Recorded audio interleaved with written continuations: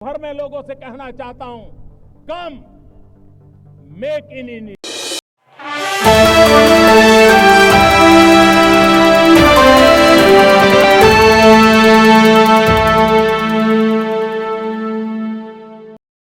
Quad देशों यानी America, Bharat, Japan और ऑस्ट्रेलिया ने बुधवार को एक संयुक्त बयान में 22 अप्रैल को पहलगाम में हुए आतंकी हमले की निंदा की।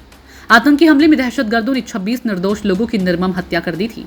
क्वाड देशों के विदेश मंत्रियों ने संयुक्त राष्ट्र के सभी सदस्य देशों से इस निंदनीय कृत्य के अपराधियों, आयोजकों और वित्त पोषकों को बिना किसी देरी के न्याय के कटघरे में लाने में सहयोग करने का आह्वान किया।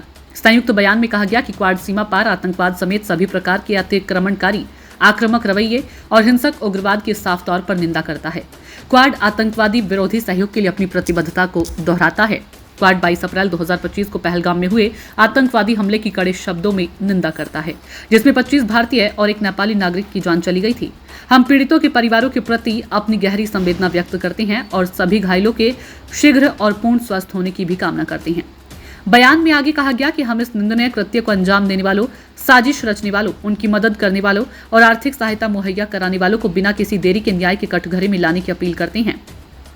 हम सभी संयुक्त राष्ट्र सदस्यों देशों से अंतर्राष्ट्रीय कानून और प्रासंगिक UNSCR के तहत अपने दायित्वों के हिसाब से संबंध में सभी संबंधित अधिकारियों के साथ सक्रिय रूप से सहयोग करने का आग्रह करते हैं। इससे पहले विदेश मंत्री एस जयशंकर ने मंगलवार को कहा था कि हम सभी एक खुला और स्वतंत्र हिंद प्रशांत क्षेत्र सुनिश्चित करने के लिए प्रतिबद्ध हैं।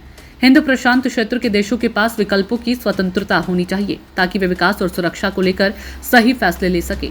पिछले कुछ महीनों में क्वाड की पहलों में हमने महत्वपूर्ण प्रगति की है। उन्होंने ये बात वाशिंगटन में क्वाड के सदस्य देशों के विदेश मंत्रियों की बैठक से पहले भी कही थी। जयशंकर ने कहा था कि दुनिया को आतंकवाद के प्रति जीरो टॉलरेंस दिखानी चाहिए। आतंकवाद के पीड़ितों की तुलना आतंक फैलाने वालों से कभी नहीं की जानी चाहिए। विदेश मंत्री ने स्पष्ट शब्दों में कहा था कि भारत को अपने लोगों की रक्षा करने का पूरा अधिकार है और हम इस अधिकार का प्रयोग करेंगे। जयशंकर ने कहा था कि आतंकवादियों को बिना किसी सजा के काम करने की छूट नहीं दी जा सकती। ये सोच कि आतंकवादी सीमा के उस पार है और इसलिए उन्हें जवाब नहीं दिया जा सकता। अब ये धारणा चुनौती देने योग्य है। यही हमने ऑपरेशन सिंदूर के जरिए किया।